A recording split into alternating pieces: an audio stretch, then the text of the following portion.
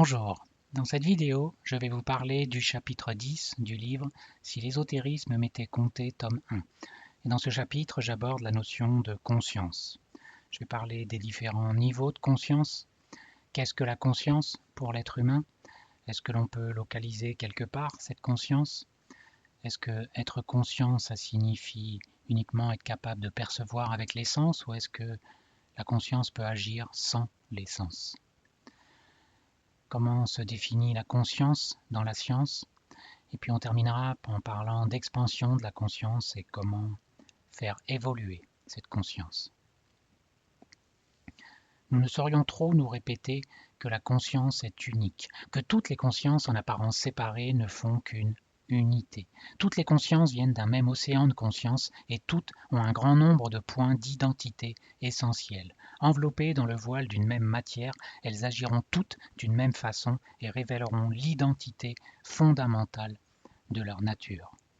Donc là, ça ne fait que répéter ce que j'avais déjà dit lorsque j'ai parlé de l'unité dans la vidéo qui parle de l'unité, où cette unité se trouve dans un état en puissance, cette unité qui est donc indivisible. Par contre, à partir du moment où cette unité qui est dans un état en puissance va s'exprimer, eh bien, elle va créer plusieurs unités dans un état en acte, mais toutes ces unités qui vont être créées restent interconnectées entre elles, et c'est pour ça qu'on dit qu'elles forment également une unité. Et toutes ces unités qui vont s'exprimer, eh bien, finiront par révéler l'identité fondamentale de leur nature. Leur nature, c'est tout simplement l'état en puissance qui les a générés, car tout ce qui rentre en acte a pour cause un état en puissance. C'est donc cet état en puissance qui est la nature fondamentale, l'identité fondamentale de ce qui s'exprime. Nous appelons conscience absolue cette conscience qui renferme en elle-même toutes les choses possibles ou réelles. Réel signifie ici toute chose dont l'existence est pensée par une unité de conscience séparée dans le temps et l'espace. Donc tout ce qui est possible se trouve donc dans ce qu'on appelle l'état en puissance.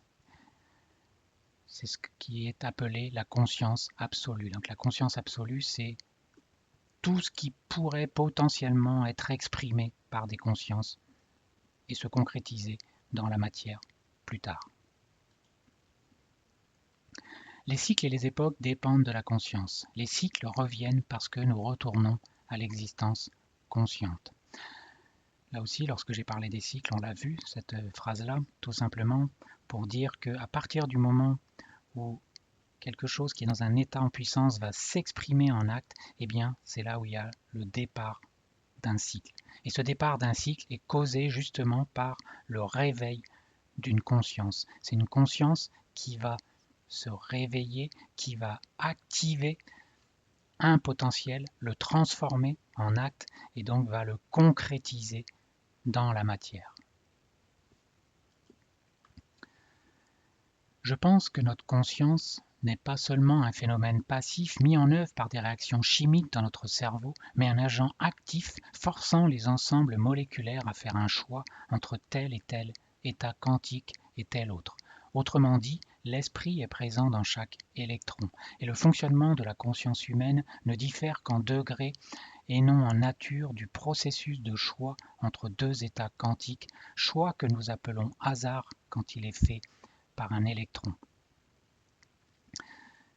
Donc cet état quantique, c'est l'équivalent d'un état en puissance, car c'est quelque chose où toutes les possibilités, toutes les probabilités sont possibles, mais ne sont pas concrétisées. Dans un état quantique, c'est pour ça qu'on parle d'onde, état ondulatoire, et non pas état corpusculaire, parce qu'une onde, c'est tout simplement la superposition de plusieurs potentialités. Dans un état quantique, on ne peut pas dire si une particule est dans le présent, dans le futur. Elle peut être à la fois dans le présent, dans le futur, dans le passé. Elle peut être à la fois à différents endroits en même temps, car en fait, on ne peut pas la caractériser, car tous les choix sont possibles. C'est ce qui caractérise cet état en puissance. Par contre, à partir du moment où cet état quantique, cette onde, va être prise par une conscience, la conscience va transformer un de ces choix et va le manifester dans la matière. Et cette fois-ci, eh bien, la particule, on pourra savoir où elle se trouve, la situer dans le temps, la situer dans l'espace et la caractériser sous toutes ses formes.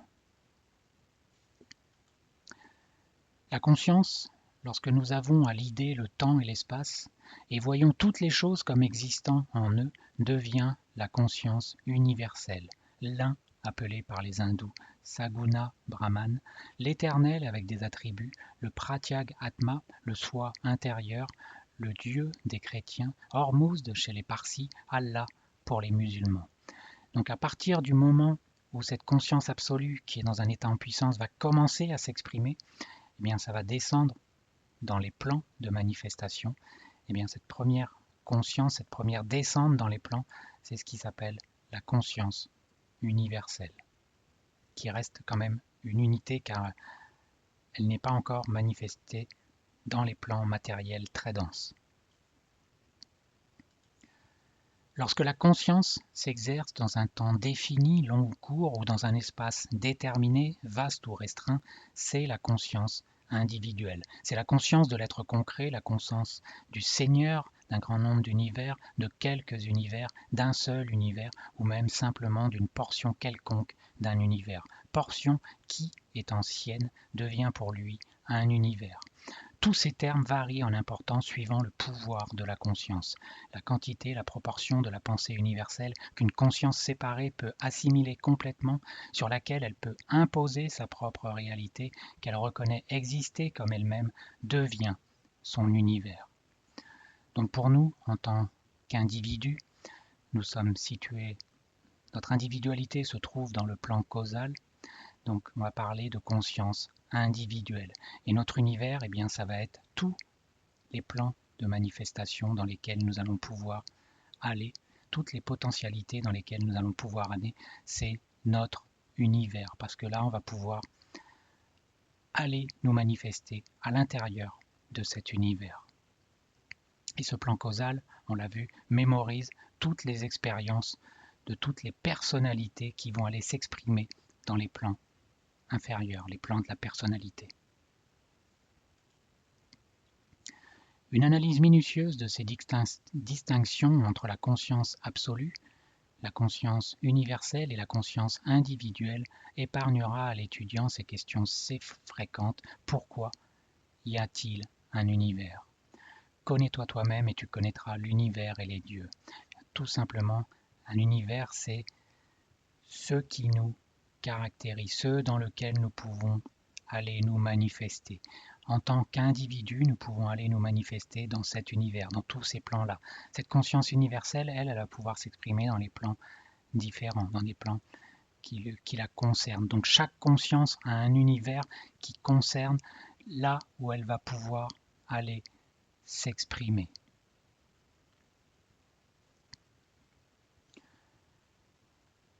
Pour quelques définitions. La subconscience, ce sont les connaissances acquises et dépassées, en quelque sorte celles qui sont maîtrisées, celles qu'on n'a plus besoin de faire des efforts pour les reproduire. Donc c'est la vie instinctive, tendance héritée, prédisposition innée, caractéristiques acquises et accumulées, désirs non formulés. Et par contre, il faut faire attention, car quand on dit maîtriser, ça ne veut pas dire que toutes les bonnes habitudes, tout ce qui est dans le subconscient n'est pas forcément bon, car il y a aussi dans cette subconscience des mauvaises habitudes inconscientes, des programmes inconscients que nous allons répéter et qui, au lieu de nous faire évoluer, risquent de nous freiner. Mais comme nous les avons répétés, ils deviennent inconscients, et donc cette inconscience-là, ça ne veut pas dire maîtriser, c'est pour ça que le mot maîtriser ne veut pas dire que c'est quelque chose de forcément bien. Parfois, très souvent, ces habitudes inconscientes nous bloquent parce qu'elles nous empêchent d'évoluer, parce que justement elles nous laissent dans un schéma qui nous empêche de remonter vers la conscience. Conscience, connaissance acquise ou en cours d'acquisition, limitée à ce dont l'homme connaît consciemment de lui-même l'existence et à ce qu'il possède à un moment donné. Superconscience, ce sont les connaissances non encore acquises. puissance et connaissance disponibles mais non encore contactées. Il y a donc 3 niveaux de conscience, ce qu'on a déjà dépassé ou ce qui commence, qui se fait naturellement sans qu'on ait besoin de faire un effort. Ce qu'on a conscience, mais là on fait un effort, mais on en a conscience, donc on met de l'énergie dessus. Et par contre, la super conscience, c'est des choses qu'on n'a pas encore contactées, mais que petit à petit, eh bien, nous aurons à contacter pour pouvoir évoluer. Alors, à quoi ressemble la conscience? Alors, j'aime bien Gregg Braden qui, dans une de ses conférences, nous dit la conscience, c'est ce qui maintient ensemble les particules. C'est-à-dire, quand on voit une particule, il y a des noyaux, des électrons autour, et bien, qu'est-ce qui fait que ces noyaux, ces électrons, l'ensemble restent connectés ensemble? C'est tout simplement parce que cette conscience permet cette connexion, permet de relier ces électrons à ce noyau et faire qu'ils ne font pas n'importe quoi, mais qu'ils ont une espèce d'intelligence en eux. Michael Giraud nous dit aussi: la conscience attire à soi une forme qui lui permet de s'exprimer. Quand la forme ne peut plus extrapoler un potentiel physique plus grand, la conscience se retire. Donc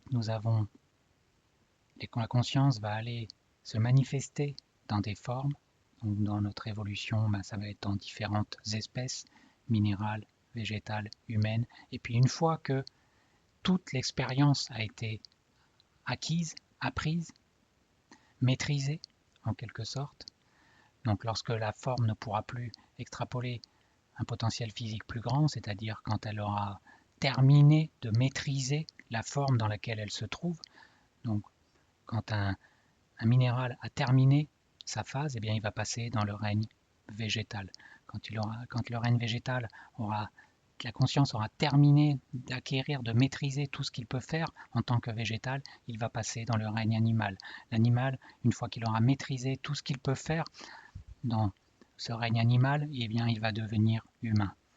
Et l'humain, lui, lorsqu'il aura terminé de maîtriser tout ce qu'il a à maîtriser, tous les différents plans de sa personnalité, eh bien, il ira dans ce qu'on appelle le règne spirituel. Donc à chaque fois, la forme est là pour permettre à une conscience d'évoluer. Et cette conscience, son objectif, ça va être de maîtriser cette forme, de la faire aboutir le mieux qu'elle peut. Où est localisée la conscience? Grâce à des chercheurs de Harvard, on connaît désormais non seulement la région précise du tronc cérébral liée à l'éveil, mais aussi les 2 régions du cortex qui travaillent ensemble pour former la conscience. Pour en arriver là, l'équipe a étudié 36 patients qui avaient des lésions du tronc cérébral, dont 12 étaient dans le coma et 24 conscients. Ces travaux sont présentés dans la revue Neurologie. Donc la conscience dont parlent les chercheurs est la conscience de veille, car c'est dans celle-ci que le cerveau est actif. Dans la conscience de veille, le cerveau est toujours actif, toujours en vibration. Son activité en tant qu'organe transmetteur peut être stimulée de l'extérieur par l'intermédiaire des sens ou bien des plans intérieurs par la conscience. Mais il est sans cesse en activité et répond continuellement aux influences du dedans et du dehors. Donc là, on voit que pour les scientifiques, la conscience se situe dans le cortex. Donc ça voudrait dire qu'il y aurait besoin d'un cerveau pour pouvoir avoir une conscience. Néanmoins, mental est un terme parfaitement synonyme d'âme. Ceux qui nient l'existence de celle-ci prétendent bien entendu que la conscience est une chose qui n'existe pas sans un cerveau, et qu'à la mort, la conscience cesse. Les occultistes, au contraire, affirment que la conscience existe après la mort, et que la seule véritable conscience et la seule véritable libération de l'ego commence quand il n'est plus embarrassé de la matière terrestre. La première opinion vient peut-être de ce qu'on restreint la signification du vocable conscience à la faculté de percevoir, percevoir avec les sens. S'il en est ainsi, l'occultisme est tout à fait opposé à cette opinion. Donc vous voyez, pour les traditions, la conscience, non seulement elle existe en dehors du cerveau, mais moins elle sera gênée par la matière, et plus elle sera libre et elle pourra s'exprimer. Donc quand elle est dans la matière, la conscience, elle est limitée. plus elle sera dans des plans éthérés et moins elle sera limitée. Qu'est-ce que la vie ou conscience? Car les deux termes sont synonymes. C'est la faculté de répondre aux vibrations. L'univers tout entier est rempli des vibrations d'Ishvara, ou Dieu, qui soutient toute chose et les fait mouvoir. La conscience est la faculté en nous de répondre à ces vibrations, et l'évolution est le développement de cette faculté sans cesse accrue. Toutes les facultés existent latentes en nous, comme le chêne existe en puissance dans le gland. Mais le processus de l'évolution peut seul amener le germe à poindre hors de la semence. Donc la conscience permet la perception, mais même sans les sens physiques, les vibrations permettent aussi de faire du discernement. En dehors des sens physiques, la conscience est donc toujours active car les vibrations ont lieu également dans les plans subtils. Alors, si on fait un petit historique de ce qu'a pensé la science de la conscience, eh bien, avant le XVIIe siècle, tout alchimiste était chimiste. À partir du XVIIe siècle, il y a eu une scission. D'un côté, les alchimistes, de l'autre côté, les chimistes. Et la grande différence entre un alchimiste et un chimiste, c'est que la chimie va s'intéresser uniquement à la partie matérielle de ce qu'elle va traiter, alors qu'un alchimiste, quand il va travailler avec les métaux ou avec n'importe quelle matière, il va s'intéresser également à la conscience qui se trouve dans ce métal ou dans cette matière. Et c'est ça la grande différence fondamentale. Donc ça veut dire qu'avant le XVIIe siècle, eh bien, tous les scientifiques s'intéressaient à cette notion de conscience, ça faisait partie de leur métier en quelque sorte, de tenir compte de la conscience quand ils faisaient leur opération. À partir du XVIIe siècle, eh bien, uniquement les alchimistes ont continué à s'intéresser à cette notion de conscience. Et c'est justement la raison pour laquelle il y a cette conscience en plus dans ce qui intéresse un alchimiste, que si un alchimiste explique comment il fait certaines opérations, eh bien un autre opérateur n'aura pas exactement les mêmes résultats que lui, tout simplement parce que cet opérateur n'aura pas forcément le même niveau de conscience que lui et donc ne pourra pas contacter de la même manière la conscience qui se trouve dans la matière. C'est donc fondamental pour un alchimiste de rentrer en résonance avec la conscience qui se trouve dans la matière de tout ce qu'il touche, de tout ce qui se sert pour faire ses opérations. Car c'est ça qui va pouvoir lui permettre d'atteindre ses objectifs. À partir du XXe siècle, il y a eu la mécanique quantique qui a commencé à apparaître. Et la mécanique quantique a remis au goût du jour l'importance de la conscience parce que ça a été dévoilé par exemple par l'expérience de la double fente dont j'ai déjà parlé dans d'autres vidéos. Cette expérience où quand vous faites passer des électrons à travers deux fentes qui se trouvent ici, eh bien vous avez en face, sur le mur en face, ce qu'on appelle un champ d'interférence parce que ces électrons se comportent de manière ondulatoire, comme des ondes, en quelque sorte, comme des vibrations qui se feraient dans l'eau. Par contre, à partir du moment où on va mettre une conscience, on va mettre un opérateur qui va regarder l'expérience, eh bien, les électrons ne vont plus passer, ne vont plus former un champ d'interférence, mais vont former uniquement deux traits qui vont correspondre aux deux fentes, et donc vont se comporter comme de la matière. Et donc la conscience a repris son importance dans la science. Parce que pour la mécanique quantique, la conscience est fondamentale.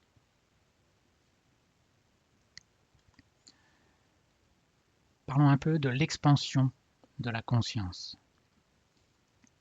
Quand j'ai parlé des cycles, j'avais exprimé que chaque cycle était toujours divisé en 3 étapes de descente, une étape d'équilibre en quelque sorte, 3 étapes de remontée. Bien, lorsque il va y avoir, on part toujours d'une unité, donc au-dessus on est dans un plan en puissance, puis quand il va commencer à s'exprimer, ce plan en puissance, bien, il va partir de l'unité, et en ce qui nous concerne, on va aller dans les plans minéraux, dans le règne minéral, pour faire ce qu'on appelle de la discrimination, voire changer de forme. Les minéraux vont avoir différentes formes, donc notre conscience va pouvoir éprouver différentes sensations à travers toutes les formes des minéraux. Donc ça peut être considéré comme de l'inconscience, mais c'est un début de discrimination en quelque sorte dans le règne minéral. Ensuite, une fois que cette conscience-là aura été dépassée, eh bien, on va passer dans le règne végétal pour commencer à avoir un début de sensation de l'environnement. Et là, ça peut correspondre à ce qu'on appelle la subconscience. Ensuite, on va pouvoir aller dans le règne animal, acquérir l'instinct qui correspond à la conscience de masse. Puis ensuite, on va aller dans le règne humain pour acquérir ce qu'on appelle la soi-conscience, acquérir l'individualité qui est à l'image de l'unité qui en est sa cause en quelque sorte. Donc cette individualité, cette soi-conscience, eh bien c'est elle qui va ensuite, pour pouvoir évoluer dans les règnes supérieurs, dans le règne spirituel, eh bien par contre là, elle va devoir le faire en mode pleinement conscient. Car toute cette descente, tout le mode descente dans le règne minéral, végétal, animal, eh bien va se faire en mode plus ou moins inconscient, plus ou moins aidé de l'extérieur, parce que l'individu n'a pas encore la soi-conscience, n'est pas capable tout seul d'appréhender le monde. Donc il est guidé en quelque sorte pendant toute la descente. Par contre, la remontée, à partir du moment où il a une individualité, il est capable de se débrouiller tout seul. Donc il ne va plus y avoir d'aide et ça va être à lui de remonter en mode pleinement conscient vers le plan, vers le règne spirituel, car personne ne pourra faire ce choix à sa place. Et ça va passer par la conscience de groupe. Donc la différence entre la conscience de masse et la conscience de groupe, c'est que la conscience de masse, c'est une conscience inconsciente en quelque sorte, qu'on fait partie d'un groupe, mais on est plus ou moins téléguidé dans ce groupe, alors que la conscience de groupe, c'est quelque chose où on sait qu'on a notre propre individualité, mais consciemment on sait que l'on fait partie d'un groupe plus vaste, car on est interconnecté avec d'autres éléments qui sont en quelque sorte nous, parce que nous sommes issus de la même unité fondamentale, de la même essence fondamentale. Donc la seule différence entre la conscience de masse et la conscience de groupe, c'est qu'il y a de la conscience, de la pleine conscience.